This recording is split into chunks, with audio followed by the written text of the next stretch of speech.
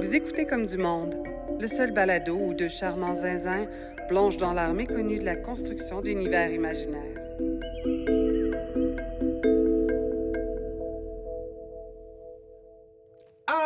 Allô? Non. De quoi, non? Non, mais pas, non. pas ça aujourd'hui? Non, on parle pas de même. Pas cette énergie-là? Attends, t'as un Oups, petit mieux, t'as un petit mieux. What's up?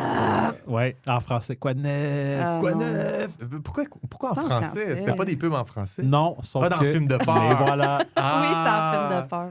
Avec la face de... C'est quoi son nom? Ghostface? Mais avec comme une face de pothead un peu. Ouais, tout le là. monde sait c'est quoi. Je sais pas pourquoi t'es en train Je d'expliquer vais c'est quoi film de Fait que peur. film de peur, dans le fond, on est en 2002. La démiurgie à travers film de peur. Hey, salut Annie, Hey, allô? t'es avec Allô, nous allô? pour Ben aujourd'hui? oui, ben Pour oui, faire absolument.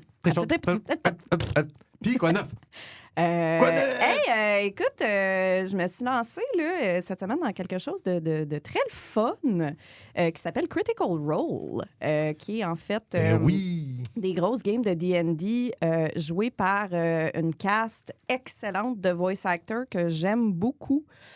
Qui sont très prominents dans le monde du dubbing d'animés japonais et de jeux vidéo, là, évidemment. C'est-tu Matt Mercer? Là, Oui, c'est Matt Mercer, le Dungeon Master, Le qui grand est Matt accompagné de Laura Bailey et Travis Willingham, qui sont mariés, qui sont un couple. Que j'ai connu d'ailleurs. J'ai travaillé sur le jeu Avengers avec Marvel Games il y a quelques années et Laura Bailey jouait le rôle de... voyons. Black Widow. Ah ouais? J'ai eu bien de la misère Black avec Widow, ça. ouais. Et Travis jouait Thor. OK. Dans ce jeu-là. Ensuite, c'est suivi de Taliesin Jaffe et Sam Riegel, qui ont tous les deux fait les voix dans le Final Fantasy XIV, la première sortie de Final Fantasy XIV. Ils ont été remplacés par la suite, mais ils faisaient partie de la distribution originale. Et il y a aussi Marisha Ray, qui est la femme de Matt Mercer, Liam O'Brien. Ils sont toutes là dans... C'est toutes des players de la game de Matt Mercer. Et Ashley Johnson, qui s'est joint un petit peu plus tard, mais qui est la voix de Ellie dans The Last of Us. Ah, c'est ça, ouais. Okay. Et qui a joué aussi, fun fact, qui a joué la mère de Ellie dans dans le live action. Ouais. Est-ce que Critical Role... Genre, en tout cas, je l'ai bien dit, mais je vais pas me reprendre. Je comprends ça. Est-ce que ils sont rendus à combienième campagne? Là? Ça fait longtemps que ça roule, la truc, troisième là. campagne a commencé, je pense qu'ils sont rendus comme à l'épisode 90, genre de la campagne 3. Hey, pour ceux qui ne savent pas, c'est quoi Critical Role? C'est du actual play. Oui, c'est des grosses games de D&D, comme je disais, là, du tabletop, là, tout simplement. Mais filmé du début à la fin. Mais filmé très bien et avec du budget, là, évidemment. Puis c'est ça, c'est des acteurs qui sont là-dedans depuis vraiment longtemps. Fait que, tu sais, ils sont bien rodés ensemble puis ils ont une chimie excellente. Fait que, ouais, non, je me suis lancée là-dedans. J'adore ça. Il y a plusieurs petits clips, là, si vous trouvez ça imposant, parce que ça fait 9 ans, je pense, maintenant que ça roule. Ouais. Fait qu'il y a beaucoup de contenu. Chaque épisode, game, c'est quoi, c'est long. Là. Chaque épisode dure genre 2 heures? 2-3 heures, Yeah. ouais, par épisode. Tu sais, fait que, mettons, tu sais, j'ai commencé la campagne 3 là, cette semaine, puis tu vois, ça fait plus que 2 ans qu'elle a commencé. Fait que, Il me semble qu'il y a un dessin animé, par contre, qui a été fait. oui. OK. Oui, il y a plusieurs artistes qui ont participé, qui ont fait des intros, qui ont fait des depictions justement de leurs personnages. Mais c'est ça, tu sais, si vous trouvez ça imposant, il y a beaucoup de gens merveilleux sur YouTube qui ont fait des petits snippets de best-of et tout ça. Fait que moi, ça m'amuse beaucoup. J'ai beaucoup de plaisir. Puis c'est ça, c'est tous des acteurs que j'aime beaucoup, qui ont joué dans des jeux que j'adore. Matt Mercer, plus récemment, a fait la voix de Minsk dans Baldur's Gate. Mais tu sais, Matt Mercer, il y a un CV assez incroyable et légendaire. C'est le DM numéro 1 là, de... Est-ce que vous connaissez le Mercer Effect? C'est quoi le Mercer Effect, Julien? Julien, d'ailleurs, on parle de ça, toi puis moi, puis c'est Julien, le grand pro. Ben là. oui, c'est Julien, c'est quoi le En Mercer fait, Effect? je suis zéro un grand pro parce que je fais partie de cette catégorie de personnes qui n'a pas le temps d'écouter des actual plays parce que je joue à Donjon dans la vraie vie. Ah, ça fait beaucoup, là, un moment donné, d'écouter les autres en faire. Les moments où j'en ai écouté beaucoup, c'est quand je jouais pas. Fait que quand je venais juste de déménager à Saint-Cuthbert, puis je connaissais personne, puis là, j'écoutais Adventure Zone avec les frères les frères McElroy. Ah, Je sais pas oui, ce oui. site de jeux vidéo, de review de jeux vidéo. Puis, Oui. Dont le nom m'échappe, là, en ce moment. Je vais le trouver. Ouais. Mais ouais, le concept, dans le fond, de Critical Role, c'est que c'est comme le summum, là, c'est le saint graal de ce que Donjon Dragon devrait être. Puis le syndrome, le Mercer Effect, c'est comme... ça l'a amené plein de joueurs au hobby qui s'attendaient à ce que ce soit comme Critical Role. Puis là, quand tu joues, c'est tout le temps décevant. Parce c'est que comme c'est se pas comparer à des aussi, films porno. Ouais, mais genre. c'est parce que c'est ça. C'est parce que c'est des professionnels de l'impro versus... C'est sûr que c'est pas la même affaire. Ça, c'est pareil comme le Joe Rogan Effect. Tout le monde qui pense qu'ils vont faire des podcasts puis que ça va pogner Oui, au tout le monde bout, qui veut se puis partir un podcast, tout le puis ça monde- pogne pas un podcast. Ouais, non, Moi, je ferais c'est jamais ça. Ouais, non, moi non plus, je ferais pas ça. Mais Des podcasts. tu sais, mettons, Matt Mercer, il a comme une réputation forte. Ouais. Puis moi, je le connais par beaucoup de vidéos, de conseils. Comment DMer, comment faire ton Oui. world building pour ton monde. Là. Quand je recommençais à DMer, peut-être en 2017-2018, j'avais pas DMé depuis genre 5-6 ans. Puis j'avais découvert une chaîne YouTube de Matt Mercer qui donne des conseils de DM. Puis j'étais comme, waouh, ce gars-là, c'est génial. Tout ce qu'il a proposé, ça a vraiment du sens. Puis il s'est fait connaître à travers ça, mais je pense avant tout à travers Critical Role, Ouais. puis l'actual play lui-même. Mais c'est un très bon... j'ai toujours trouvé qu'il y avait une très bonne approche Ouais, professionnelle. puis il fait puis des efficace. sets, il craft ses sets là, lui-même. Là, Oui. aussi. Mais tu sais, c'est insane. c'est une profession. Je veux dire, il est fucking qui a le impliqué. temps d'être ce C'est DM-là? ultra lucratif pour eux de faire ça Ben maintenant. là, Ben fait que- oui. Parce qu'il y a, ben il y a- il y a Vox Machina, là, qui est Ouais. clairement que c'est sur Prime, là, puis Ouais. c'est basé sur leur aventure à eux. Là, tu sais, c'est rendu une. Oui, c'est une chaîne, grosse là. affaire. Puis, tu sais, c'est Ouais. ça, il y a Felicia Day aussi. Felicia qui Day qui est est, là-dedans a été... oui, parce que est à la source de Critical Role parce que ça appartient avec Geek and Sundry. Ouais, Geek and ça. Sundry, c'était elle. Fait que ouais, c'est ça. Fait que il y a beaucoup d'implications de plein d'autres acteurs là-dedans. Puis c'est vraiment super cool. Puis ça a spawné d'autres affaires, genre quelque chose qui vient de commencer avec Ben Starr, la voix de Clive dans le dernier installment de Final Fantasy, OK. dans le 16. Ben Starr vient de partir avec 5 autres acteurs, Natural Six, qui est Un autre. basically un autre tabletop filmé. Fait que, tu sais, ça a spawné comme plein de trucs super intéressants. Mais Ouais. oui, Critical Role est à la base de Est-ce que vous de connaissez tout ça. Brennan Lee Mulligan? Oui, parce qu'il a hosté dans Critical Role. Il a été DM dans Critical Role Ouais. à plusieurs reprises. Parce que, ouais, c'est ça, il y a du cross... C'est quoi son nom? Brandon Brennan, B-R-E-N-N-A-N. Brennan, ouais, c'est ça. Lee Mulligan. Pas Brandon. Non, c'est Je ça. suis sûr que Brennan. Google va me corriger. Là.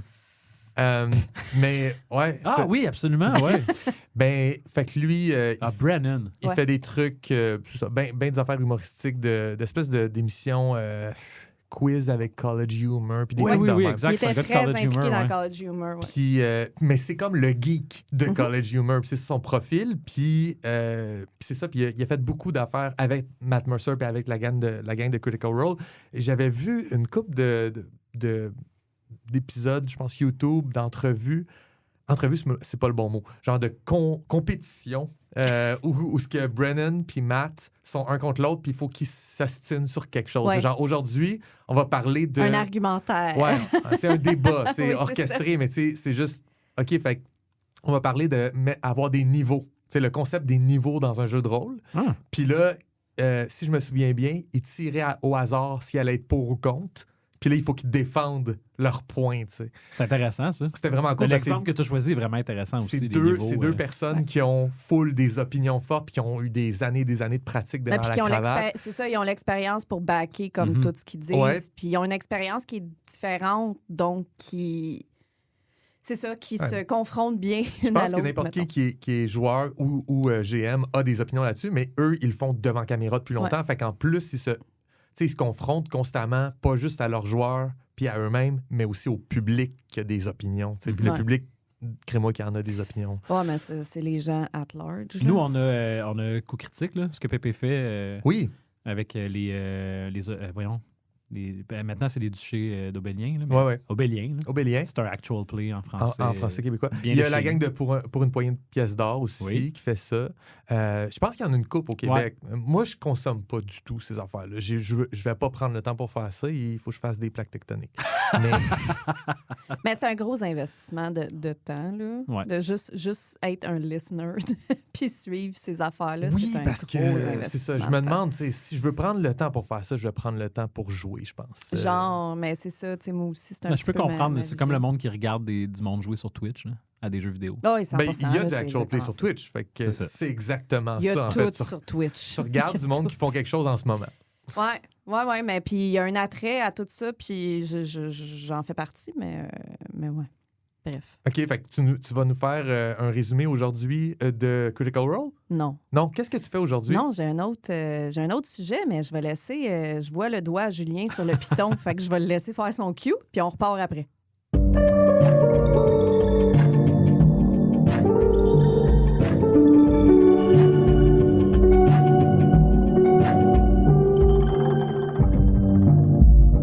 Prise chaude avec Annie Bouffard. Qu'est-ce que tu dis, Ben, je Julien? dis que ça me fait penser au le level dans le désert dans Mario 64. Là.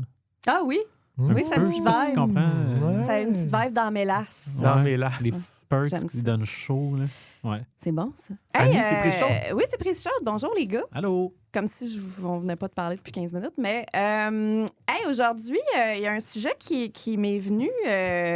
J'ai écouté votre épisode qui parlait du 5e élément. Ah ouais! Puis il m'est venu l'idée que je pense que ce serait une bonne idée qu'on parle du trope de la demoiselle en détresse. Ah, ça, c'est le fun. OK. Parce qu'il y a beaucoup de viande à analyser là-dedans. C'est très juicy comme sujet. Puis, tu sais, moi, j'ai fait mes petites recherches, puis je pense qu'on peut échanger là-dessus. Évidemment, on n'effleurera même pas la surface de tout ça. Mais, Ça part de loin, hein? ça part de très loin. Ben, en fait, c'est ça, je peux vous faire... allons-y, je vais sortir mes petites notes, puis embarquer dans mon petit bateau, puis on y va, les gars. Allons-y. Parce que moi, je lis des histoires, des contes, là, des fois, Oui. à ma fille, là, avant qu'elle fasse dodo. Puis là, Eh oui. c'est tout le temps, C'est ça. turbo omniprésent, puis ce serait super le fun qu'on se sorte de ça. Mais, tu sais, le trope de la demoiselle en détresse, là, on est tous conscients là, un peu dans le pop culture. Tu sais, la quintessential demoiselle en détresse, c'est Princess Peach. Ben oui. C'est Mais- drôle parce que je me suis dit, il faut-tu que nous, on dise c'est qui? Parce que moi, je pense qu'il faudrait dire Princess Peach. Oui. Puis tu l'as dit. Ah, toi, tu pensais à ça? Ben oui, parce que elle n'est que Mais ça. c'est parce qu'elle est Mon Dieu, moi, j'étais rendu à quintessential. Marie dans la Bible, genre. Là. Ah, Non, ok, mais t'es en vrai, fait, ok, si pardon. on veut, Elle dit dans la culture aller pop, ouais, c'est vrai. dans la culture pop, oui, Princess Peach, mais mettons, si on remonte aux origines, mettons, la première Demoiselle en détresse, ou mettons, le premier exemple recordé historique, c'était dans la mythologie grecque. OK. Ah, ben oui, Alors, on a évidemment. l'histoire de Persée et Andromède. Ah oui. Et donc, l'histoire, c'était que la mère d'Andromède avait offensé Poséidon, qui avait envoyé une bête pour ravage the land. Ouais. Tout à détruit l'époque. son passage. Exactement. Et pour l'apaiser, les parents d'Andromède, très bons parents, pas besoin de thérapie après ça, l'ont attaché à une roche dans la mer. OK. Une roche qui flotte, là. C'est comme un sacrifice Ouais, à Poséidon. Oui, genre, mais tu sais, dans le tourment et l'espèce d'imagerie là, de la mythologie grecque. Ouais. là, OK, ça, fait qu'elle s'est c'est- pas juste noyée. Non, direct. c'était sur un récif, là, OK. mettons. OK. Et évidemment, l'histoire de Persée, après ça, c'est que Persée a tué la bête qui plaguait le land et a sauvé Andromède et a fait d'elle sa femme. Mhm. Puis ça, je veux dire, c'est 100% l'histoire de la demoiselle en détresse. Là. Absolument. Kidnappée, qui se fait sauver par un héros qui tue une Andromède, bête. elle fait quoi exactement? C'est quoi son agence dans le projet? Qu'est-ce qu'elle fait d'intéressant? Et comment sa personnalité, ses buts? Rien, C'est une carriériste. parce Objectifs. que c'est ça l'affaire, c'est que le trope de la demoiselle en détresse vient aussi avec le fait que la demoiselle en détresse n'est pas vraiment considérée comme une femme. Mhm. c'est plus considéré du comme loot. un prix, un objet, quelque chose à... Tu sais, il y a une phrase super intéressante. Moi, je me suis relancée dans... pour cette chronique, je me suis relancée dans la meilleure source d'information possible, qui était la TVA. série... OK. Excuse, je vais te laisser parler. Il y a tellement de demoiselles en détresse c'était sur bon, TVA. Genre. Il y en a beaucoup. Merci, j'ai aimé ça. Excusez. Non, en fait, je me suis relancée dans la série qui date de 2012-2013 de Anita Sarkeesian, qui était Tropes versus Women in Games. Ah, mon Dieu. On ne s'en sera pas dans l'histoire d'Anita Sarkeesian parce que c'est long, ça prend beaucoup d'espace. Puis si vous me startez sur Gamergate, ça se peut que j'arrête jamais. Ah, le Gamergate dans ce moment, là, Ouais. avec Je Baby Inc. Puis, Mais je pense que ça peut être une autre chronique. Parce Oui, que tu as beaucoup ça de va choses à être dire une là-dessus. autre Puis moi, je chronique. connais pas assez ça. Fait Ben, que, moi, ça va me faire un un autre grand jour. plaisir de venir parler de ça. Mais Anita Sarkeesian, pour juste faire une histoire courte, était une journaliste féministe qui avait parti un Kickstarter pour faire une petite série de quelques capsules de Tropes versus Women in Video Games. Puis finalement, ben, vous le savez, ce qui arrive quand les gens essayent de faire ça, surtout une femme, les mascus pognent les nerfs. Puis là, finalement, à cause de l'exposure, je pense qu'elle a rempli genre 8 fois son objectif. Fait que c'est devenu une full-fledged série. ouais. Avec tout l'argent qu'elle a fait. Donc, dans votre face, mes hosties d'incel. Alors, je me suis relancée là-dedans parce qu'elle a fait, en fait, les 3 premiers épisodes de Tropes versus Women in Games, ça porte sur la demoiselle en détresse. OK. Donc, elle a été capable de faire 3 capsules de 20 quelques minutes là-dessus. Donc, il y a beaucoup de contenu. Puis, je dirais que ma chronique d'aujourd'hui est très, très, très inspirée par ça parce qu'elle fait une excellente synthèse. Elle montre beaucoup de bons exemples. Puis, il y a une phrase qu'elle dit pendant ces chroniques-là qui est la suivante. Je vais la traduire en français après, mais « In patriarchy, women are not the opposing team, they are the ball. En gros, dans la patriarchie, les femmes ne sont pas l'équipe opposée, elles sont la balle.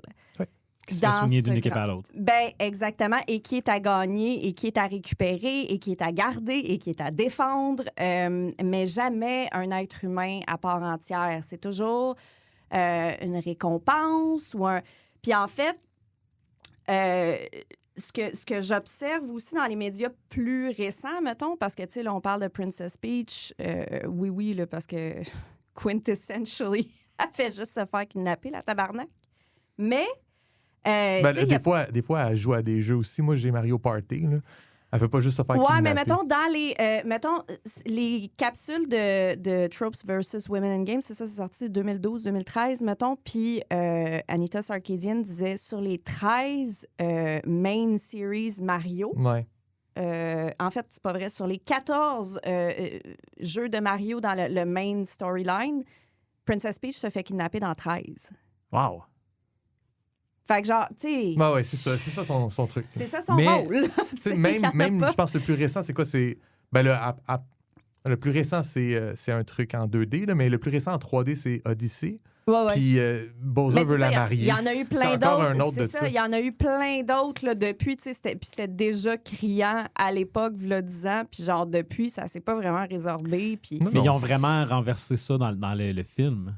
Ben oui, parce que... Parce que là, c'est elle qui kick des culs dans le film, puis Mario, il est comme maladroit, puis il sert à rien. Ouais, mais il y a eu plein d'exemples aussi, là, mettons, Disney, qui est très problématique sur plein d'affaires, a quand même offert des fois des alternatives à ça. Moi, un film de Disney que j'aime beaucoup à cause d'un personnage en particulier, c'est Hercule. Je tripe sur le personnage de Meg parce qu'ils l'ont rendu sassy, capable et pas du tout dans le rôle de la demoiselle en détresse. Oh, ouais. Tu sais, puis elle a une phrase en particulier quand Hercule la rencontre pour la première fois, elle est en train de s'ostiner avec le centaure, le gardien de la rivière. Là. Puis Hercule arrive pour la sauver parce qu'il s'attend à trouver une demoiselle en détresse. Oui, c'est ça, il joue avec... Il joue avec dans l'histoire, il carrément son joue avec le rôle de la demoiselle. exactement. Puis tu sais, quand il arrive pour essayer de fighter le méchant, Meg, elle fait comme « Look, I'm a damsel, I'm in distress, I can handle this. Have a nice day. » Puis elle le dismiss complètement, genre, puis il est comme super taken aback par ça. Puis il y a aussi un autre cas dans les films de Disney, beaucoup plus récent, là, dans Wreck-It Ralph. Ils ont fait une excellente parodie où est-ce qu'il y a un personnage féminin dont le nom m'échappe, où est-ce qu'on voit, elle a un flashback du jour de son mariage, qu'il y a une espèce de grosse bébite at the altar qui est venue manger son mari, puis elle a sorti comme un gros bazooka pour essayer d'avenger son mari, puis tout. Puis ça, c'est vraiment une prise humoristique sur ça. du reverse de la demoiselle en détresse. Est-ce que c'est le personnage féminin principal, la princesse Oui, je pense que oui. Vanille? C'est elle? je sais pas Oui, quoi? c'est elle. Oui, Ok. oui. C'est quoi son nom? Tamora. Tamora. Ok, c'est pas... mais c'est pas celle à qui je pense. Ça, Pas c'est... la- comment qu'elle s'appelle? Jane Jane Lynch. Ah, oui, Puis non. ultra Jane Lynch. Ouais. Genre, c'est... Oh oui, Ouais, je ouais. pensais que c'était le personnage principal féminin, la petite fille qui est jouée Qui est par... Sarah Silverman. Sarah Silverman. Ouais, Ah. non, c'est ça, Oui, ok. c'est Tamora. je me rappelle de ça maintenant. oui. Que c'est... Oui. Mais c'est ça, C'est mais une ça, guerrière, c'est une take tu sais, intéressante où est-ce que justement, il montre que la femme est capable, puis ils ont comme un peu reviré tu sais, le trope. Mhm. Euh, On en a de ça, mais on a encore du Mais vrai c'est parce qu'il y en damsel a in distress qui tellement traîne. pas beaucoup de ça. Puis, tu sais, de quoi de turbo récent puis de proche de moi, là, aussi. Tu sais, il y a des stats là, qui sortent de Baldur's Gate, qui sortent depuis que le jeu est sorti. Puis, tu sais, bien que ce soit un jeu très inclusif, très, très bon sur plein de pousser plein de boundaries, puis, tu sais, faire en sorte que les femmes sont aussi capables que les hommes dans ce jeu. Tu sais, Baldur's Gate fait plein de choses très bien, mais de l'autre côté, la réaction des fans, le personnage qui est le plus romanced, statistiquement parlant, dans Baldur's Gate, c'est Shadowheart. Shadowheart, tu la rencontres au tout début du jeu, et elle est captive et elle fesse dans le réceptacle. Puis elle est comme « Help me! Don't leave me here! Help me! » Elle est très, très demoiselle en détresse et tu as l'impression de la sauver. Et là, elle est super reconnaissante par rapport à ça. Puis j'ai de la misère à penser que ça ne contribue pas au fait que le fanbase... Ben, c'est un réflexe que plein de joueurs ont après ça, c'est d'embarquer de la là-dedans. mettre dans Je veux la savoir, position quand de la tu demoiselle dis- en détresse. Le personnage est romancé. C'est-tu une mécanique dans le jeu, Oui. ça? Romancer quelqu'un? Oui, oui. OK. Oui, il y a OK, des... fait que là, t'as le choix de pouvoir développer une relation Oui, amoureuse avec avec. le Oui. personnage. C'est assez flexible comme système. Là. Très Puis flexible. le personnage à qui ça arrive le plus dans les stats, dans le méta, là, c'est une demoiselle en détresse. Oui, qui a Arc. perdu, qui a perdu Ouais. ses souvenirs, sa mémoire aussi, qui est très dévouée à sa déesse, donc qui est vu comme plus faible, même si très capable. Là, tu sais, Shadowheart est badass là, quand même sur plein d'autres affaires, mais je trouve ça intéressant quand même, la stats, que ce soit le personnage le plus romancé, alors que c'est la seule que tu rencontres qui est complètement helpless du côté des femmes, là, on parle. Ouais. Mais quand je me fais ultra l'avocat du diable, j'aime pas ça faire ça. Là. Mais mettons que je jouais à Baldur's Gate, il y a une partie de mon cerveau. Là, on me donne l'option, tu sais, que je peux romancer n'importe quel personnage. Il y a une partie de mon cerveau qui s'allume, il y en a une autre qui s'éteint. Là. Ah. Je vois un personnage, puis je suis comme, comment je fais? Ouais. Tu sais, fait que Ouais. comme oui, OK, je comprends la statistique, tu sais, c'est le personnage qui attire le plus de clics, mais Ouais. le public cible, pas le public cible, mais la majorité, le bulk des gens qui jouent à Baldur's Gate, Toujours assumé male, white, c'est des cis, gars cis, hétéro. hétéros. Bon. Oui. Fait que Oui, puis elle est super belle, Shadowheart. Fait que tu fais comme wow, mais juste avant ça, tu rencontres les ailes qui pull out un sword contre toi, qui est très capable, qui est très en charge de la situation. Puis les ailes est une des moins romancées.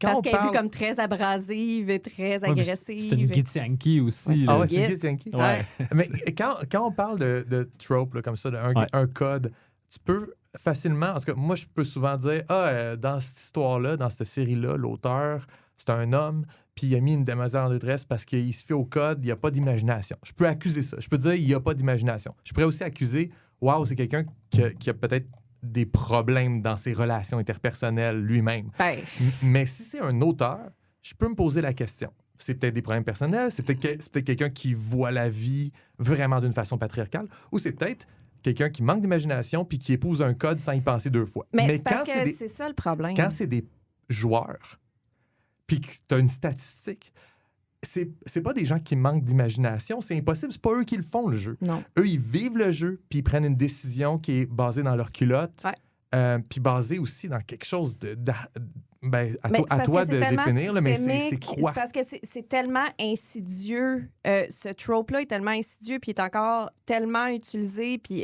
il est tellement pervasif de la société, puis de comment tout ça est construit. Tu sais, c'est que moi, c'est juste que je déplore le fait que souvent aussi, là, c'est utilisé, la demoiselle en détresse est utilisée pour faire avancer le character development du protagoniste. Mhm. Donc, tu sais, tous les jeux où est-ce que, mettons, ta femme ou ta fille ou peu importe sont tués de manière sauvage au début pour te donner une motivation. Ou le fridgeage, là. Oui, Aussi. le fridge. Ben, mon Dieu. De lâcher mon Last of Us, là. Hein? Ouais. Mais c'est un super bon exemple, la motivation de Joel, puis tout ce qui rend sa relation avec Ellie significative. C'est le fait que sa fille meurt, ça vient nous chercher par les sentiments, puis toute cette espèce de... Mais tu sais, c'est drôle Mais c'est un père-fille qui pourrait être un père-fils, puis ça marcherait aussi. Mais ils ont choisi quand même un père-fille. Ils ont choisi un père-fille parce qu'ils savaient que le personnage d'Ellie... Oui, mais la fille à Joel est quand même utilisée pour son character development à lui. Ouais. Fait que, tu sais, sans que ce soit... Puis on peut triper sur un média puis quand même le critiquer Oui, absolument, je suis d'accord avec toi. Mais tu sais, c'est ça, puis tu as parlé de Fridge, mais il y a aussi... Parlons-en du Fridge. Du Fridge, j'aime beaucoup. Tu sais d'où ça vient? Absolument. Tu veux-tu l'expliquer? Ben oui! Oui, merci. Anita Sarkeesian en parle dans ses chroniques, justement, la Damsel in the Fridge. Ça vient de Green Lantern. Donc de comic book, où est-ce que, justement, là, Green Lantern revient chez eux puis sa blonde a été tuée et stuffée dans le frigidaire. C'est tellement idiot. C'est super niaiseux, mais encore une fois, si vous y pensez, ça, c'est quelque chose qui est utilisé pour son character development pour à que lui soit vers une vengeance. Elle n'a pas d'agency sur qu'est-ce qui se passe avec... Puis tu sais, c'est souvent réutilisé dans... plusieurs jeux vidéo aussi, où est-ce que... Julien est crampé parce qu'il a été googlé des images, mais... Oui, de Green Lantern qui trouve sa femme dans le fridge. C'est la boîte dans Seven. Mais de là vient... de là vient l'expression fridger un personnage féminin. Okay. Exactement, mais tu sais, je veux dire... S'il y a un mot pour ça, c'est parce que ça arrive en tabarnak. C'est ça. Oui, absolument. Je ne connaissais pas, moi, je vais l'utiliser tout le temps. Puis fridger, c'est... Le personnage est rendu incapacité. Il peut être tué ou il peut être juste incapacité, mais ça fait que ça donne une motivation à ton personnage. Oui. Un exemple plus acceptable, c'est, mettons, John Wick. Ah, c'est un petit chiot. Mais quand tu dis qu'un chiot dans une franchise a la même importance qu'une femme dans une autre, c'est là qu'on voit qu'il y a un problème. John Wick est intéressant justement parce que je trouve qu'il joue un peu là-dessus. Tu sais, il surfe la ligne du trope, mais n'empêche que je trouve ça intéressant que pour une fois, c'est pas sa blonde ou sa fille ou sa sœur ou sa mère. Tu sais, comme... Le chiot a été offert par son ex, puis il est tout le temps en train de penser au chiot pour penser à son ex. Fait qu'il y a quand même tout le temps un proxy de quelque chose qui ressemble à ça. Oui, mais ça fait pas juste lui donner une motivation pour tuer du monde. Ça le définit... Attends, là, c'est juste ça le film quand même. Là. Oui. Mais ça le définit tout au long de la série. Ce chien-là représentait sa sortie du monde criminel. Puis, tu sais, ça... Il fait pas juste Julien, est-ce qu'on... Non, mais il fait pas juste on est venu partir... chercher dans tes sentiments de John Wick. Il fait pas juste partir, genre, puis après ça, plus jamais repenser au chien. Non, le chien, c'est tout le temps là. C'est constamment sa motivation. Oui, mais c'est parce que, mettons, tu sais... moi, c'est sûr que je parle plus d'un point de vue jeu vidéo parce que c'est ça que je connais le plus. Puis c'est là que j'amène ça. Mais oui, tu sais, j'ai l'impression que les films, des fois, ont plus de lenience dernièrement par rapport à ce trope-là. Les jeux vidéo, on dirait, sont incapables de sortir de ça. Incapables. Mais c'est un MacGuffin. Puis c'est ça l'affaire, c'est qu'une femme devrait jamais être un MacGuffin. Un personnage qui est un humain à part entière... si tu le rends MacGuffin puis tu fais ça systématiquement à la moitié de la population qui a un vagin, on a un problème. Puis tu sais, plus récemment, là, l'autre quintessential damsel in distress, on s'entend, c'est Zelda, là. Qui donne son nom à la franchise. Exact. Puis qui est absente qui est de bien absente des de la jeux, plupart. Mais tu sais, mettons, même Mais quand plus elle est là, récemment... elle est plus là que Peach. Mais oui, mais tu sais, ce qui est intéressant, c'est que plus récemment, plus récemment, il y a quand même une vingtaine d'années, là, mais dans Wind Waker, par exemple, on se détachait de ça parce que Tetra Ouais. était une chef pirate super capable. Elle avait une vraie personnalité. Ah oui, Une c'est vraie vrai, ouais. personnalité super Puis une edgy, tune thème, super... Oui, très géniale. capable, très... Ouais. En tout cas, c'était vraiment un personnage intéressant et le fun et rafraîchissant. Mais rappelez-vous aussi que de la minute que c'est révélé qu'elle est Zelda, elle devient une tendre fleur flétrie qui doit être gardée à l'intérieur du château parce que c'est trop dangereux. Exactement comme Lilou dans le 5e élément. Ouais, genre. On la vend comme une badass tout le long du film. Mais finalement, ça devient Zelda puis elle peut plus Elle être peut plus capable. rien faire. On prend Zelda dans Ocarina of Time que les seuls moments où elle a de la puissance, c'est quand elle se déguise en gars. J'ai une Quand bonne... elle devient chic. J'ai une bonne stat par rapport à ça. Là. Merci, Anita, encore une fois. Dans Ocarina of Time, c'est chic, justement. Très capable, encore une fois. Même affaire que Tetra. À partir du moment, elle l'a timé, là, à partir du moment où est-ce que c'est révélé que c'est Zelda, elle est kidnappée en moins de 3 minutes.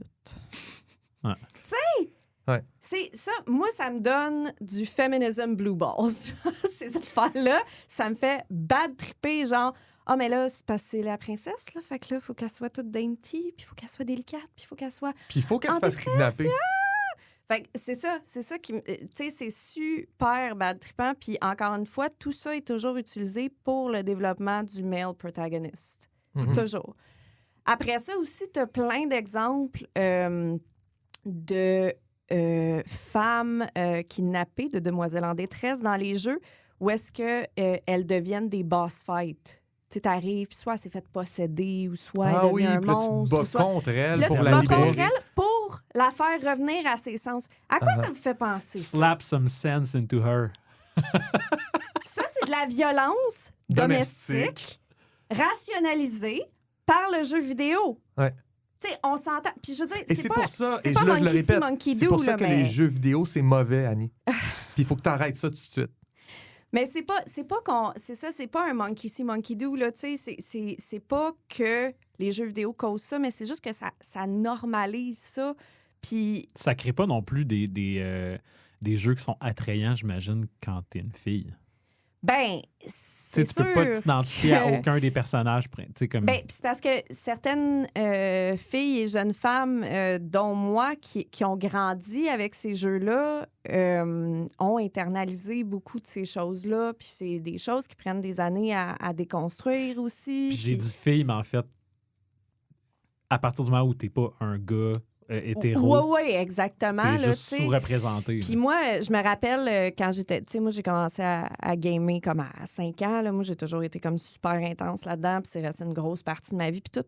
Puis à chaque fois qu'il y avait des jeux où est-ce que je pouvais être une fille, justement, Mario Kart, tu sais, je jouais tout le temps Peach. Puis le monde était comme « Ah, t'es plate. Pourquoi tu prends tout le temps Peach? » Puis j'étais comme... Parce que j'ai jamais l'occasion d'être représentée Absolument. dans ces Mhm. affaires-là. Ouais. Fait que, tu sais, puis même, j'ai de la misère, là, même dans les jeux de rôle ou whatever, de pas jouer une femme, justement, parce que j'ai l'impression que j'ai tellement été starvée de ça dans mon enfance, en grandissant avec des jeux qui étaient jamais faits pour mon gaze à moi, Ouais. puis pour mon entertainment à moi. Puis, fait que, tu sais, c'est ça, je trouve ça extrêmement dommage. Puis, tranquillement, on commence à se détacher de ça. Puis je pense honnêtement que c'est pas nécessairement parce qu'on se détache du trope. Je pense que c'est parce que le public visé devient de plus en plus varié Ouais. et que les compagnies trouvent Sont qu'il y a plus obligés, il y a d'argent plus de à faire. Voilà, capitalisme. Il y a plus d'argent à faire en ayant de meilleures Mais représentations. tu vois, la représentation, des fois, ça devient du tokenism, là, où ce Ouais. que tu vas avoir, mettons, Toadette, elle a pas sa propre personnalité, c'est juste un skin. Puis, genre, c'est bien quand tu as un personnage féminin qui est sa propre chose. Puis, des fois, tu vas trouver dans des jeux, là, je prends Toadette comme exemple, mais je prends dans des jeux où ou dans n'importe quel média, où tu as l'impression que c'est juste un personnage masculin, puis ils l'ont reskiné pour Il y a apaiser une un autre, public. il y a 2 très bons épisodes, encore une fois, de une merveilleuse Anita Sarkeesian qui a fait... il y a un épisode qui s'appelle The Smurfette Principle, Ah oui, Et mais ça, l'autre c'est pas... s'appelle Mrs. Male Character, Ouais. donc Miss Pac-Man. Ouais, Bon. Ouais, Puis ouais. le Smurfette Principle, c'est... Le syndrome de la Schtroumpfette, c'est connu en sociologie. Ben, c'est ça, le tokenism, elle développe là-dessus par rapport aux jeux vidéo, mais oui, c'est ça, c'est en psychologie, sociologie, whatever. Mhm. Le tokenism de la femme, une femme dans un ensemble cast C'est fou, d'hommes. ça. Les Schtroumpfs, là, quand tu y penses, la seule chose qui définit la Schtroumpfette, c'est qu'elle est une fille. Toutes les autres ont full des affaires qui les définissent. T'sais, ils ont des traits de personnalité. vous Elles, son trait de personnalité, c'est être une femme. Vous rappelez- Elle a aussi été créée comment par que- Gargamel, elle, là, Oui. pour séduire les Schtroumpfs. C'est ça. Ben, elle a elle... été créée par Peyo. Puis il y a quelqu'un à quelque part qui l'a dessiné puis qui a décidé. Mais vous de savez ça, que la tu sais. Schtroumpfette n'avait pas l'air Qu'est-ce que tu de veux ce dire? qu'elle Il y a un a auteur. l'air, là. Il y a un BDiste à quelque part qui a pris Ça fait- cette décision-là. C'est pas canon, c'est ça que tu veux dire. Ça a été choisi comme après. Non, je juste dire, c'est L'œil- un choix, Ah, c'est un oui, choix oui, oui, oui. d'un homme. L'œil Absolument, masculin d'un- absolument. c'est ça. juste C'est qu'on pas le disait choix que d'un personnage. Dans l'histoire, c'est Gargamel qui. Tu sais, je suis pas en Ouais, train de ouais. rien excuser, là, mais dans l'histoire, Gargamel a créé la Schtroumpfette. Mais l'affaire, c'est que la Schtroumpfette aussi, tu sais, tout le monde a l'image là, de la Schtroumpfette avec ses talons hauts puis ses Mhm. cheveux blonds. Mais si vous vous rappelez, l'histoire originale de la Schtroumpfette, elle avait pas l'air de ça quand Gargamel l'a créée. Avec des petits cheveux noirs, Oui, drus, exact, puis elle était ouais. pas séduisante du Mon tout. Dieu, je Puis- me rappelle pas de ça. Puis en fait, c'est ça, tu sais, elle devient un peu triste, justement, parce que personne ne veut vraiment interagir avec elle, puis tout. Puis c'est le grand Schtroumpf qui fait une potion, puis qui la rend Malade. sexe. C'est. Et que, tu sais, c'est ça, tout ça ne fonctionne pas. Là. Quand tu te lances là-dedans, c'est tellement une objectification complète et totale. Ah là, elle a de la valeur au sein de cette société-là parce qu'elle est chaude. Tu sais, c'est comme, voyons, asti. Puis à ça aussi, il y a le syndrome de Trinité Oui, de la matrice, qui est comme une variante sur ça. Est-ce que tu connais un peu? oui. Fait que le syndrome de Trinité, c'est... Là, je me rappelle plus, là, mais c'est une fille qui a tout... C'est ça, elle a absolument tout pour elle. Tout fonctionne. Elle est c'est une femme forte avec des ambitions. Puis il y a un aspect qui la définit dans l'histoire, c'est que c'est pas elle l'élu. C'est pas elle Mais ton de la personnage minute- principal. de la minute qu'il y a Elle un homme pourrait, qui arrive- mais elle l'a pas. De la minute qu'il y a un homme qui arrive dans le narratif, sa valeur n'est que sa relation à Ouais. cet homme-là. Exactement. Puis ça pourrait être elle, mais parce qu'il y a un homme dans l'histoire, faut suivre le gars, faut suivre ce personnage Oui. masculin-là, puis elle est comme l'adjuvante. Fait qu'encore une fois, la valeur des femmes, juste à travers leur relation aux hommes, Mhm. tu sais. Pensez-vous que Mila Jovovich, après avoir fait le 5e élément, elle a fait là, c'est assez? Puis elle a fait toutes les Resident Evil, puis elle a dit c'est moi la chef du film maintenant. C'est Ouais, moi qui mais tue tout le monde, c'est moi qui fais toutes les cascades, c'est moi qui casse toutes les gueules. Écoute, j'aimerais beaucoup cette entrevue-là de Vanity Fair, si tu peux me la trouver. Ça serait malade. Mais ouais, non, c'est ça, c'est que ça devient extrêmement frustrant c'est ça, de passer à travers. Puis je veux dire, la plupart des exemples qu'Anita Sarkeesian énonce là, dans sa série, c'est tous des jeux que je connais ou auxquels j'ai joué ou Mhm. presque. Puis, tu sais, tu fais des liens, mais disparates un peu, mais là, tout condensé ensemble, montrer ça, tu sais... Elle brosse la toile générale. Oui. Voici c'est quoi être un gamer quand t'es une femme. Puis genre... Dans l'épisode 2, elle fait quelque chose de très puissant qui est de juste lister des jeux, genre tel jeu. Le jeu commence, sa femme est brutally murdered, Ah sa ouais. fille est kidnappée. Tel jeu, le jeu commence, sa femme est brutally murdered, sa Mhm. fille est kidnappée. Tel jeu, sa femme est brutally... Puis elle répète genre 5-6 fois, puis elle fait juste des palmarès de ces jeux-là qui sont toutes la même affaire. God of War, le jeu commence avec Oui. les funérailles de la mère. Oui! Mais le récent, Puis en plus, mais lui, les autres d'avant toute sa famille aussi. s'était fait tuer, ouais. Fait que, tu sais, c'est toujours ça, cette espèce de... Fait que, aussi, c'est parce que ça vient aussi apporter l'autre côté de ça qui est comme, Chris, vous êtes pas capable, dans le fond, d'écrire des bons male characters avec du bon character development. Vous êtes tout le temps obligé de relyer sur tuer Mhm. une femme qui aime. Oui, on s'entend que... Parce qu'ils n'ont pas de personnalité, On sinon. s'entend que c'est un cheap trick. Ah, c'est super cheap. Puis Ça c'est manque puis d'imagination. Ça a été fait là. 50 000 fois. Fait que quand tu fais ça, c'est comme... Coudon, t'étais-tu obligé d'écrire ton histoire? Genre, on s'en calisse un peu. Qu'est-ce que t'es en train d'apporter Parce que c'est qui ton au patrimoine culturel en tu sais, ce ton moment? Tu personnage, refais la même affaire qui a été faite 50 000 cis fois. hétéro, là, ton personnage male cis hétéro, là, il y a quoi... C'est quoi sa personnalité autre que la vengeance? Comme, t'as-tu pensé à son Ben, background? c'est à se à où demander, est-ce je qu'il pense. venait, Il y a un à- aspect de design, de conception ludologique, là, que je pense qu'aujourd'hui, tu n'as plus d'excuses pour faire ça. Tandis que Shigeru Miyamoto, quand il a fait son premier Mario Bros, c'est juste parce qu'il fallait comme mettre des sprites. Fallait trouver un espèce de contexte. Fait il y avait une mauvaise idée, mais c'était la seule idée qui pouvait fitter dans son frame. Mais avant Princess Peach, Shigeru Miyamoto, puis Zelda.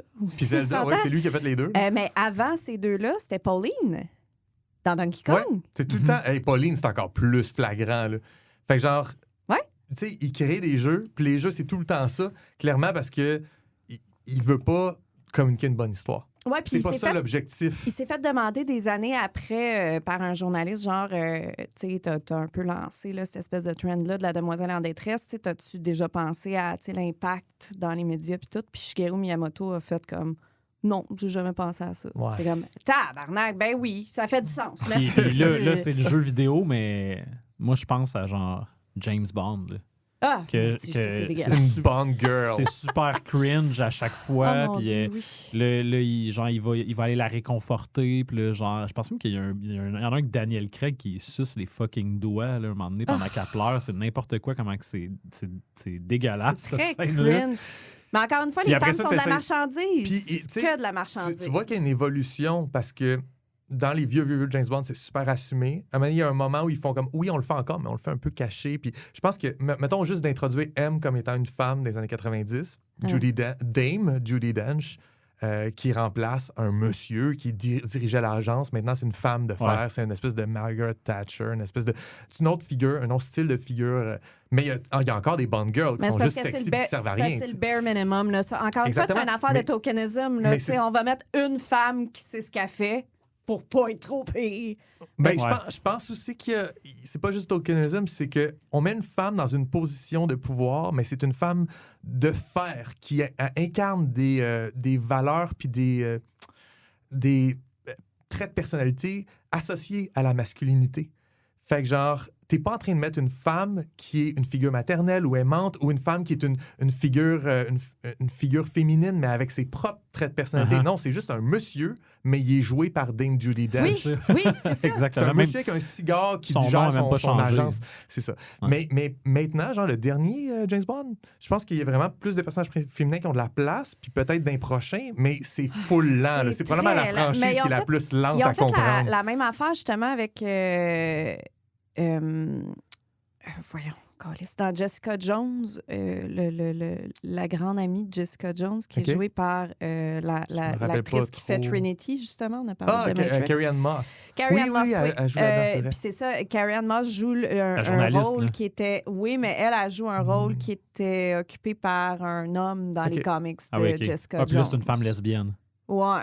OK. Ouais, c'est ça, tu sais, parce qu'il faut pas trop changer d'affaires, Mais parce que le monde ne c'est- suivront pas. C'est un problème complexe avec des solutions qui sont pas faciles à trouver. Là. Parce Non. que, mettons, tu sais, comme la façon la plus maladroite, c'était de faire, mettons, un reboot avec un casting juste des filles. Là, tu sais. Puis là, ça fait comme. Ouais, mais il n'y a personne qui demande ça. Non. Exactement. C'est ça. là. Le Ghostbuster là, avec la gang de filles. Là. Ah, mais pourquoi on a. Mais je pense que la source de ce genre de problème-là, c'est que tu veux tout le temps réadapter les mêmes cochonneries qui Exact. viennent d'une Ouais, époque ça, patriarcale. Ghostbuster en particulier, c'est parce que Ghostbuster est le problème. Là, le remake avec juste les filles n'est pas la source du problème. C'est comme un symptôme de Ben oui. ça. Mais genre, il n'y a pas une féministe qui demande que, OK, à partir de maintenant, tous les films, toutes les actrices sont des femmes, puis on reverse ça, puis on a juste un Non. token doute. Mais genre, c'est parce que c'est ça, on dirait que quand on se lance dans ce débat-là, les hommes ont l'air de penser que c'est ça qu'on veut. Puis c'est comme, non, on veut juste comme de la représentation, là, comme de base. Puis des personnages avec du fond, avec Il y a du un contour, jeu, avec. là, entre les deux, hostie, puis c'est la même affaire pour les personnes racisées, c'est la même affaire pour, tu sais, les personnes d'autres communautés marginalisées. Christ, ce monde-là, il existe, là. Comment ça se fait qu'on les voit nulle part? Fait qu'il faut écrire des nouvelles histoires Oui. avec ces personnages-là qui sont Centrales, présents. puis tu les puis écrives comme il qui faut, sont puis que ce soit organiques à pensé. l'histoire que tu essaies de raconter. T'as-tu des coups de cœur qui sont pas des jeux où t'as du character creation? Parce que là, on s'entend, tu pourrais juste créer ton personnage à l'image Ouais. puis faire les choix. C'est comme dans Baldur's Gate, j'imagine Ouais. que tu crées ton personnage Ouais, qui est ouais. là. Mais y a-tu des jeux où on te Les personnages on te féminins. force un personnage, puis c'est cool, ça fonctionne bien. Puis En particulier qui fonctionne très bien, qui commence à être daté, donc qui était très révolutionnaire, c'était Beyond Good and Evil. Mhm. Jade était une femme capable. Tu sais, elle avait pas besoin, elle n'était pas du tout en relation. C'est un vieux jeu à d'Ubisoft, ça? Oui. Ouais. Puis il y a un remake qui est comme in the works depuis comme vraiment longtemps. On voit mais des images. ça n'a pas l'air d'aller pas l'air full d'avancer. bien. C'est quoi ton bien, non? opinion sur Last of Us 2? Mais là, moi, je veux faire une parenthèse Ah. Last of Us, là, parce que je suis pas content. Parce que là, on a dit que sa fille s'est faite fridge. On incarne sa fille au début du jeu. Là. On la joue, on incarne son rôle. Ça s'appelle un tutoriel, ça, Julien. Non, moi, je pense que c'est un...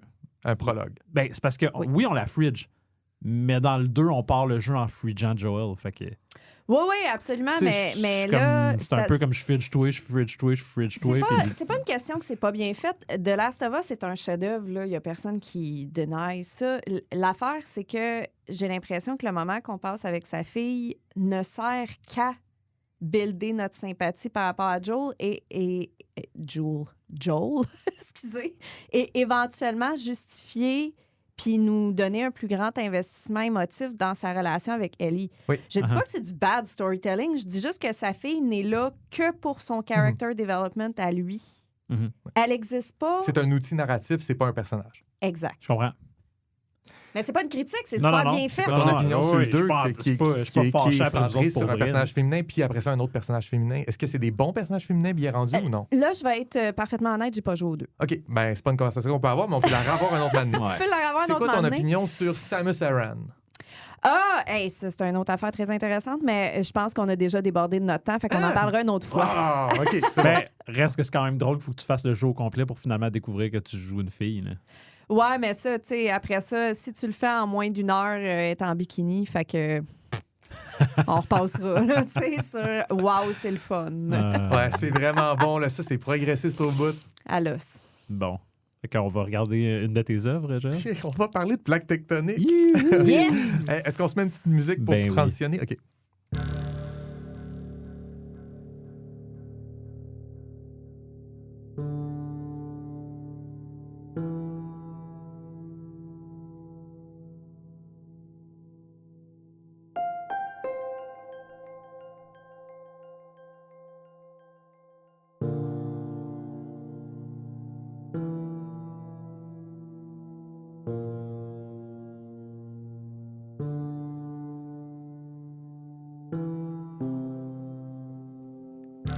C'est l'épisode avec les deux segments qui ont le moins la même énergie Ah, de ben- l'un à l'autre. Là, ça n'a absolument rien à voir. Mais en même temps, quand tu fais de la démiurgie pure comme tu es en train de faire là, c'est vraiment une belle façon de jamais avoir à mettre le pied dans un piège. Là. Tu sais, tu peux pas te faire... Ah, genre, je vais pas fridger personne en Non. faisant des plaques tectoniques. Exactement. Il y a personne qui peut regarder ce que tu fais et dire... Ben, j'aimerais quand même dire qu'au dernier épisode où j'étais ici, on a mélangé animorphe et astrophysique. Fait que, tu sais, Ouais. c'est correct. Mais ça se passe Ah, déjà mais- dans l'espace, animorphe. C'est vrai, c'est vrai. Bon point. OK. On va regarder mon travail de géofiction. ouais. J'ai fait depuis le dernier mois un travail pour arriver enfin sur Gadin, sur la planète, puis regarder comment qu'elle est faite. Mais comme c'est un travail de longue haleine pour créer un monde complet, ben, à un moment donné, ben, c'est une planète avec un magnétisme, un noyau, un manteau terrestre. Ce manteau terrestre-là vit des mouvements. Ces mouvements-là affectent la croûte terrestre, aussi appelée la lithosphère. Et cette lithosphère-là se divise en plaques. Ces plaques-là se foncent dedans, puis ça crée des continents. Fait que c'est là qu'on est. Fait que c'est plus ton procédé qui m'intrigue, là. Parce que, je veux dire, le résultat, je sais pas ce que je suis en train de regarder. Il y a une liste de plaques. Fait que t'as 1, 2, 3, 4, 5, La 6, liste de 7. plaques, c'est l'affaire la moins intéressante, la moins Ok. importante, puis la plus comme charabia. Là. On peut regarder les 5 screenshots, puis regarder Ah oui, OK. la map elle-même. Fait qu'il y a une rotation. Est-ce qu'on dirait une Oui, c'est une rotation, rotation de ta planète? divisée en 5 phases. OK. Qu'est-ce qu'on interprète de cette rotation-là? Premièrement, les 5 phases, c'est les 5 moments de la journée. Là. L'heure 0, l'heure 5, l'heure... Tu sais, c'est une journée de 25 heures. OK. Fait que on regarde l'endroit, excuse-moi, où le soleil plane à midi, ben, OK. il plane au zénith, je veux dire, pas à midi, mais il est au zénith sur cette place-là. Ben, à ce moment-là, il est l'heure zéro à Kinasté, qui est la ville OK. des écomètres qui calcule le temps. Fait que là, t'es du point de vue du soleil. Ouais, je suis point de vue du soleil tout le OK. temps. Puis on voit donc 5 phases. C'est divisé en votes parce que le système pré-impérial est un système avec une forme de démocratie. Puis il divisait les 5 phases du jour en blocs de 5 heures qui s'appellent des votes. Anyway, j'ai juste écrit V1, V2, V3, V4, V5. Fait Ça, qu'on c'est propre voit... à ton univers. Ouais, c'est pas mon univers. OK. Fait qu'on fait le tour de la planète avec ces 5 phases de la journée-là. C'est ça. Après ça, ben, on est, avec la liste des plaques, on est ultra dans le détail, mais ça se divise en 4 segments. Tu as OK. le nom que j'ai donné à la plaque tectonique, La frontière. la frontière entre cette plaque-là puis une autre plaque, puis qu'est-ce qui se passe à cette frontière-là? Fait que c'est quel type de frontière? Donc, la tectonique des plaques se passe comment? Puis c'est quoi l'effet que ça a?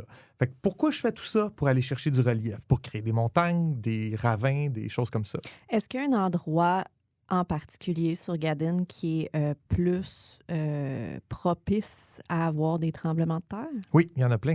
Puis il est écrit dans les effets, il y a des blocs qui est écrit séisme. Il y en a aussi qui peuvent avoir des petits séismes, mais ceux que j'ai écrits, c'est parce que c'est de la grosse activité séismique. Puis là, je pense que c'est la partie du bas qui est intéressante, la map elle-même qu'on peut vraiment regarder. On peut laisser faire le reste, puis regarder la map, puis aller dans le détail de cette map-là. J'ai une question là, pendant qu'on transitionne les images. Est-ce qu'il y a un seul continent sur Gadin? C'est un supercontinent, OK. un peu comme la Pangée sur Terre. Ouais, OK. Cette espèce de supercontinent-là, c'est une phase naturelle dans l'histoire d'une planète, tout ce que tu vas avoir. Tu vas avoir les plaques qui se foncent toutes dedans, puis ça crée... Dans le fond, quand tu as 2 types de plaques, tu as une plaque qu'on appelle océanique puis une plaque continentale. Puis ce qui les définit, c'est leur densité. Une plaque océanique, c'est très, très dense. C'est pour ça que la plaque se retrouve très, très profonde. La plaque continentale est plus à la surface parce qu'elle est moins dense. Fait que quand il y en a 2 qui se frappent, une océanique puis une continentale, la continentale passe par-dessus l'océanique. Puis le fait qu'il y ait une océanique en dessous, bien, le magma continue de pousser vers le haut, puis ça crée des montagnes. OK. Fait qu'il va y avoir une plaque continentale qui est droite, sauf un spot où il y a plein de montagnes. C'est le spot où il y a eu une subduction qu'on appelle. OK. La plaque océanique passe en dessous. Ça crée des La montagnes. plaque continentale. Fait que ça, c'est des montagnes qu'on appelle andines ou laramiennes. Laramienne, c'est un peu comme les Rockies, les Rocheuses. OK. Puis andine, c'est comme les Andes. C'est le résultat que ça look, ça a l'air de quoi? Les Andes, c'est une grande cordillère qui est à une certaine altitude, mais pas immensément haute, puis pas extrêmement jagged. Là. C'est quand même des montagnes qui sont soft. Puis les laramiennes aussi, mais sur plus large. Fait que ça couvre une plus grande largeur.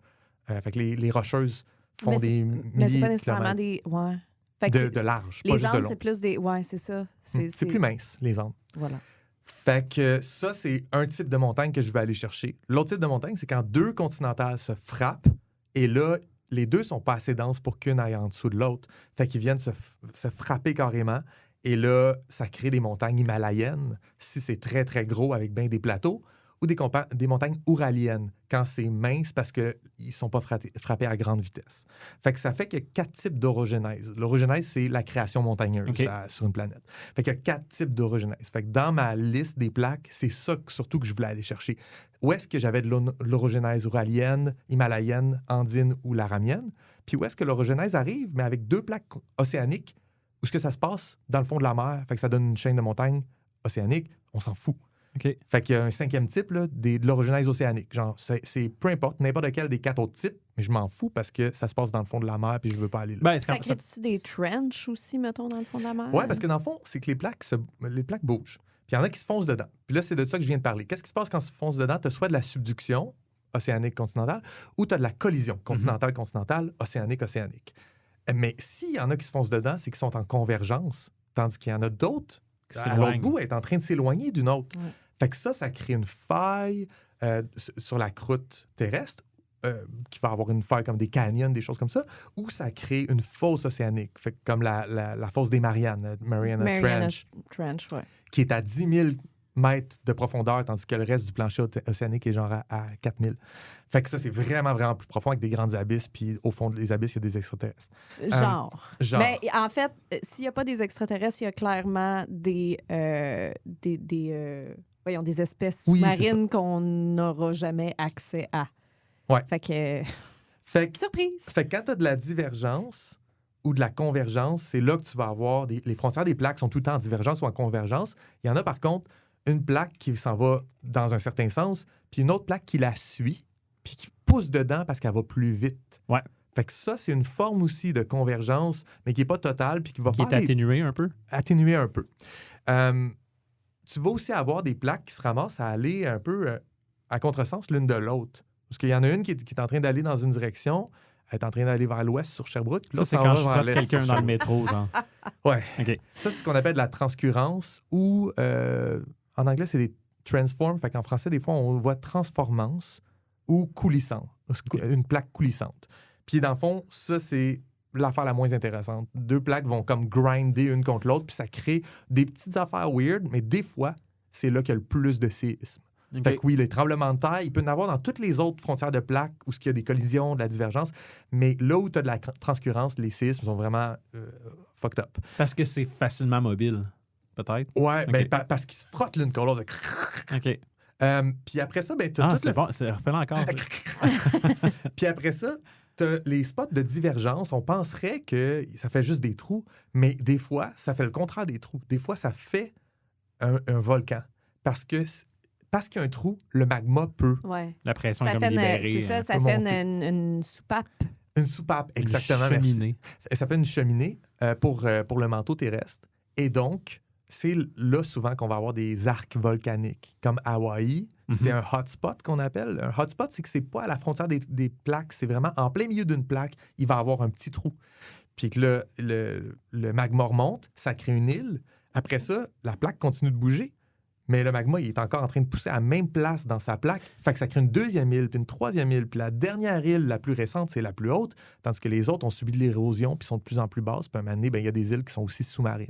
Fait que un Hawaï, mettons, apparaît comme ça. Mais tout archipel volcanique, souvent, est en mode divergence. Puis c'est comme le magma qui remonte. OK. La forme de tes plaques. Ouais. Comme initiale. C'est ce que c'est toi qui l'as dessiné, puis t'as dit, OK, elle a ce forme-là, elle a ce forme-là. Ouais. Moi, dans le fond, la façon que j'ai travaillé ici, c'est de façon diachronique, là, à travers le temps. Tu remontes des millions, des milliards d'années, puis tu dis, ben, il y avait cette forme-là, puis là, il est allé dans cette direction-là, puis l'autre est monté dessus. Fait que là, ça a bouffé une partie de sa forme. Mais la forme initiale, ça va juste se créer naturellement, puis ça va être n'importe quoi. C'est vraiment, tu peux brasser un dé, puis avoir de quoi, puis c'est ça une planète. Est-ce que c'est comme ça que tu as créé ton continent? Non, j'ai pas brassé un dé, j'y étais au coup de crayon, freehand, puis Parce j'ai que créé. je veux dire, tu as quand même un résultat final que tu voulais atteindre. Mhm. Ouais, moi, je voulais arriver à ce supercontinent-là, mais je savais pas y allait arriver où mes plaques. J'avais des idées que, genre, cette chaîne de montagnes-là est importante. Fait que je veux vraiment, mettons, que là, on peut regarder la map, là.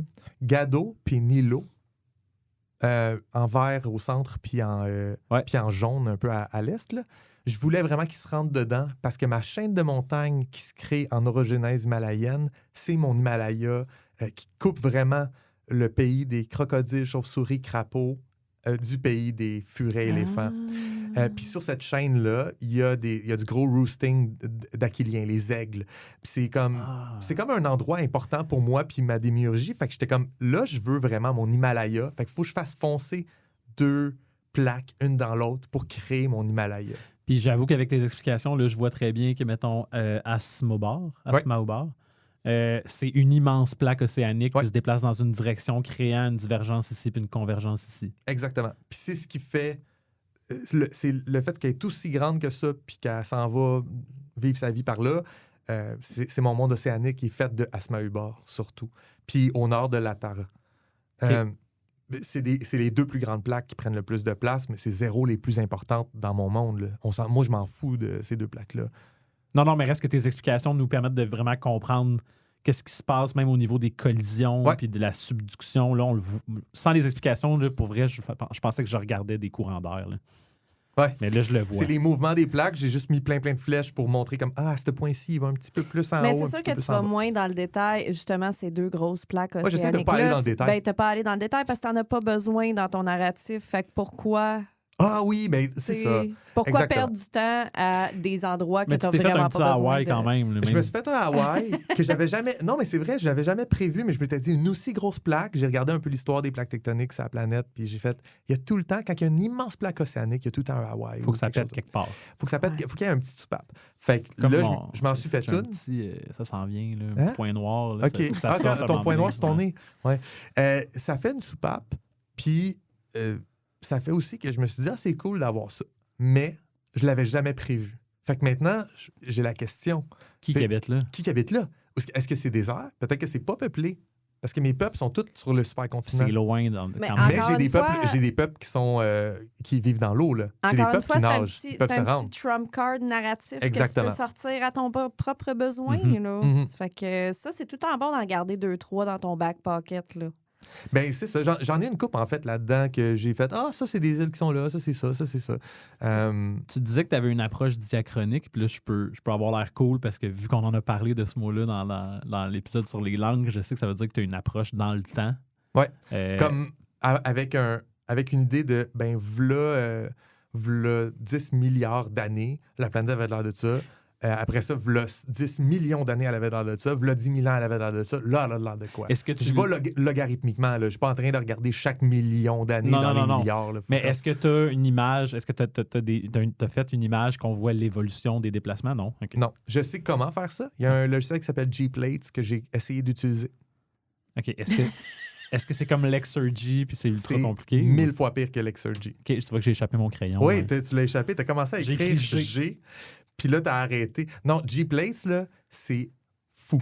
C'est un logiciel que les vrais gens qui travaillent là-dedans, dans la vraie vie, utilisent pour essayer de retracer Fait que tu peux l'histoire pas de notre vraiment planète. te lancer là-dedans à frette puis être capable de faire marcher ça comme tu veux, mettons. Je vais te dire que je me suis dit, je vais l'essayer. Puis j'ai passé un après-midi à l'essayer, puis je suis arrivé à la fin de l'après-midi à dire, maintenant, je comprends que ce n'est pas pour moi. Est-ce que... C'était vraiment beaucoup de travail. Puis Ben non, c'est clair. le résultat, j'ai vu des gens qui l'ont utilisé pour leur démiurgie. Le résultat est fou raide. Là. C'est vraiment efficace. Ouais. Tu arrives à quelque chose à la fin qui... Mais c'est beaucoup d'investissement quand même. Ouais, c'est toujours un choix à faire. Ouais, J'ai-tu le goût de perdre mon temps? Déjà que je perds Ben, mon puis temps à sais-tu- faire ça en sais-tu- général. Là, il va Ah, falloir mais que là, je faut le pas fasse voir dans l'art un... comme une perte de temps. Là, Non, mais plus. c'est ça. En utilisant ce logiciel-là, tu prends des décisions qui sont du côté du réalisme, puis quelques petites décisions artistiques. Ouais, mais Je peux est-ce que aussi ça te décider fait de vraiment faire, avancer? de tomber dans le réalisme puis aller all-in artistique, puis ça va me prendre moins de temps. Fait Mais- que c'est tout le temps un choix. Là. Est-ce que... J'ai fait le choix de pas y aller. C'est Le ça. fait que tu avais une cartographie déjà établie, c'est aussi un frein parce qu'il faut qu'à la fin, ton résultat corresponde à ce que tu souhaites. En fait, non, parce que, oui puis non, mais G-Plate, c'est fait pour les gens qui connaissent les plaques tectoniques actuelles puis qui essayent de trouver c'était quoi les plaques tectoniques à l'ère permienne, mettons, ou cambrienne. Fait que toi, tu as pu prendre il ta est chaîne de fait- montagne puis dire il y a une Il y a plaque une qui finit backward là. compatibility Il est de tout fait ça. pour Ouais, faire c'est ça. Ah ouais. Mais je sais pas comment bien l'utiliser pour faire ça. Puis il y a des gens qui... C'est ça, il y a des gens qui travaillent là-dedans puis qui ont plusieurs diplômes là-dedans puis qui l'utilisent. Puis eux savent, moi, je suis perdu. Là. Je suis Parce que moi, je suis j'ai un gars aucune- dans un garde-robe, on s'en rappelle. Mais est-ce que c'est vital à ton world building aussi? Tu sais, est-ce que c'est vraiment un morceau? Est-ce Ce que c'est que un j'ai nice fait to là, have ou c'est nécessaire que tu fasses Ce ça? que j'ai fait là, c'est beaucoup, beaucoup de travail pour arriver à ce que ça soit dans l'ordre du un peu crédible qu'un vrai séismologue ou un géologue me pointerait du doigt à des problèmes, mais que n'importe qui d'autre fait comme « Ah, nice, OK. Ben, écoute, tout le tant monde que- va acheter ça en Tant général. qu'on n'inclut Fait- pas de séismologues dans nos games de D&D, on devrait être correct. Exactement. mais moi, j'aime regarder c'est quoi. C'est quoi la vraie science Ça, c'est derrière? super intéressant. OK, comment je peux funnel down pour ramener ça à ça va me prendre quelques jours à faire, pas quelques années. Puis ce modèle-là de plaque me donne toutes les chaînes de montagne puis les îles que je voulais et des petites surprises que je vais pouvoir utiliser. Ouais. Puis pour moi, je suis super satisfait d'arrêter à ce niveau-là. Puis après ça, mon prochain step, c'est de faire les montagnes, faire ma topographie. Puis tout. Fait que je vais être rendu là au mois prochain. Mais j'aurais pas pu faire une topographie qui est minimalement crédible si j'avais pas fait cette étape-là, qui a de l'air bizarre puis ésotérique, je pense, à l'œil non averti. Ben, avant d'avoir tes explications, c'est un peu étrange, mais un coup qu'on les a eues, ça fait beaucoup de logique. En fait, je comprends le dessin maintenant. OK. Mais moi, je me demande, mettons, je pose la question pour un ami que sa cartographie n'est pas complète. Je pose ma question pour un ami. Est-ce que l'ami est dans la pièce avec nous? On sait pas. On sait pas. Est-ce que cet ami-là, il pourrait comme rentrer dans G-Plates puis créer comme un monde complètement imaginaire sans aucun prérequis puis faire comme « Ah, OK, c'est cool, ça marche, puis je le fais. » Dans G-Plates, là, Ouais. avec beaucoup de tutoriels puis beaucoup d'essais-erreurs, tu peux tout faire. OK. Mais c'est beaucoup d'heures de travail. OK. Fait que c'est drôle parce qu'on parle de G-Plates, mais G-Plates, c'est mon...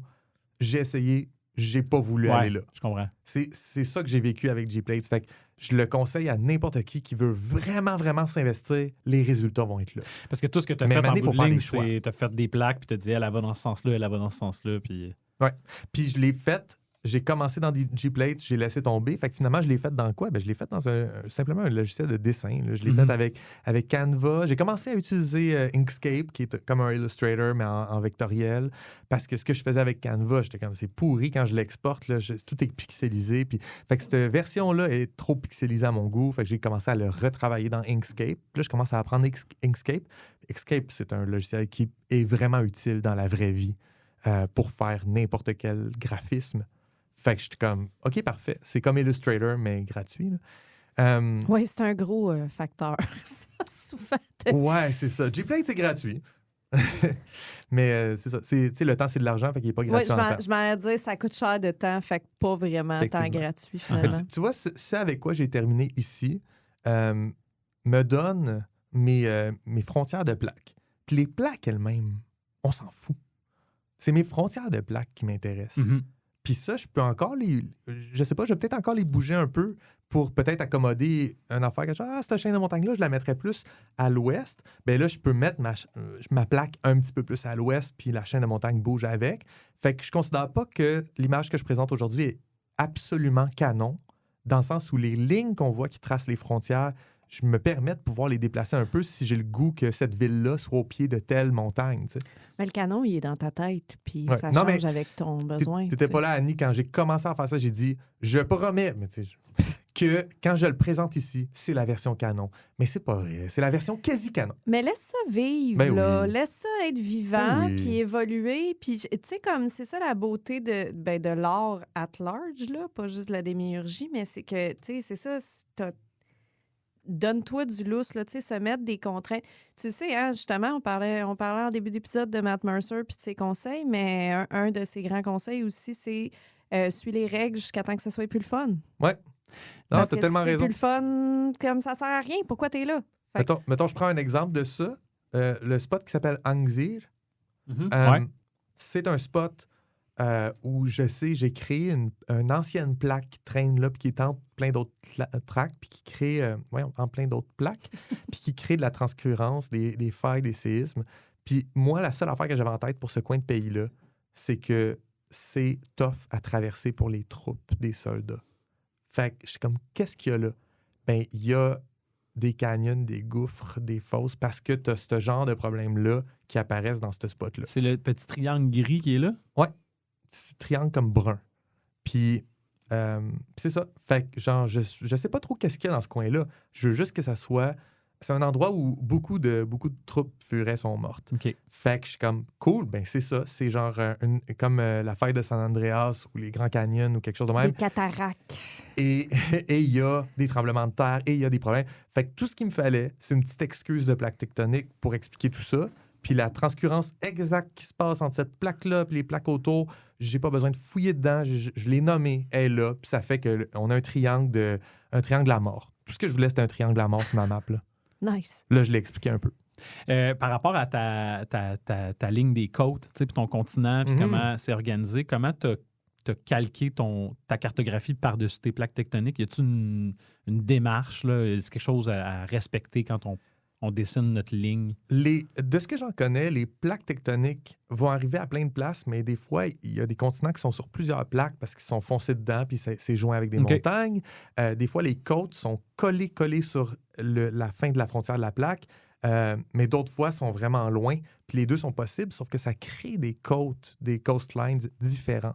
Fait qu'entre mes plages versus mes falaises, c'est pas le même genre de côte de proximité à la frontière de la plaque. Ouais. Fait qu'en regardant ça, je suis pas encore rendu à regarder ça dans le détail, mais je pourrais, quand je vais être plus habitué avec le concept des côtes, je pourrais vraiment spotter que, OK, fait que la frontière entre Gado et Cotway, au nord, il y a une mer, il y a des îles, il y a ci, puis il y a ça, mais quel genre de berge que j'ai là, quel genre de côte, y a-tu bien, je sais pas moi, des pots de fleurs comme au Nouveau-Brunswick ou des sea caves ou avec des grottes. Puis là, ça peut peut-être émerger de la démiurgie avec ça. Là. Oh, qui habite dans les grottes? Ou est-ce que les grottes, c'est des animaux? Influencer la culture à travers le temps, puis comment ils fonctionnent par rapport à leur environnement. Ouais. Mais ça, je vais le découvrir quand je vais mieux connaître où est-ce que mes plaques, où est-ce que ça crée quel genre de berge. Puis si ça ne fonctionne pas avec ce que je voulais faire, je tasse la plaque. C'est ça. Fait que ce que j'entends, c'est que tu peux quand même superposer un agencement de plaques qui ne correspond pas parfaitement à ce qui est hors de l'eau. Mm-hmm. Puis c'est correct. Oui, exactement. Okay, cool. Fait qu'il y a comme des grandes lignes à respecter. Mettons, quand tout à l'heure, je parlais d'une frontière qui crée une orogenèse andine. Fait que la subduction de la plaque océanique en dessous de la plaque continentale, d'habitude, la plaque continentale qui est là, elle se fait foncer dedans par la plaque océanique et non le contraire. Puis, d'habitude, c'est collé. Fait que genre, si tu regardes les plaques tectoniques de notre planète, l'Amérique du Sud, la côte ouest, est collée sur la fin de la plaque de l'Amérique du Sud. Genre, c'est vraiment proche. Tandis qu'il y a d'autres côtes qui peuvent être assez loin, comme la plaque de l'Afrique sur la plaque atlantique.